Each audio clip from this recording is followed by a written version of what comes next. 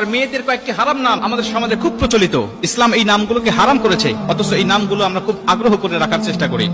এই নামগুলো যদি থাকে তাহলে আজকে চেঞ্জ করে ফেলবেন, কারণ ইসলাম হারাম করেছে। এর মধ্যে প্রথম নম্বর রয়েছে রিয়া। রিয়া মানে হলো লোক দেখানো। এই রিয়া যদি কোনো মানুষের ইবাদতের মধ্যে থাকে, ওটা ইবাদতই নষ্ট হয়ে যায়। রিয়া শব্দের আরেকটি অর্থ হলো অহংকার, অহনিকা। এটা যদি বাস্তব জীবনের উপরে প্রভাব পড়ে, বিশ্বনবী বলেছেন মানুষের নামের অর্থ, নামের প্রভাব তার বাস্তব জীবনের উপরে প্রভাব পড়ে, যার কারণে এটা দুনিয়া আখিরাত ভালো নাম হলে উজ্জ্বল করে দেয়, যদি এটা খারাপ নামের অর্থ বহন করে তাহলে দুনিয়া আখিরাত নষ্ট করে দেয়। এই জন্য অর্থবোধক নাম আমাদের রাখতে হবে, রিয়া নাম এটা রাখা যাবে না। দ্বিতীয় নম্বর হলো আসিফা। আসিফা নামের অর্থ হলো সে আফসোসকারী নারী।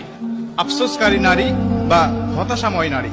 আফসোসকারী এই অর্থ যদি তার বাস্তব জীবনের উপর প্রভাব পড়ে, সারা জীবন তার আফসোস করতে যাবে, হতাশাময় জীবন তার কাটবে। এর জন্য আসিফা নামটা এটা রাখা যাবে না। 3 নম্বর যে নামটি রয়েছে সেটা হলো মান্তাসা। এটা বর্তমান সময়ে খুব জনপ্রিয় একটি নাম, মানুষেরা খুব আগ্রহ করে রাখে।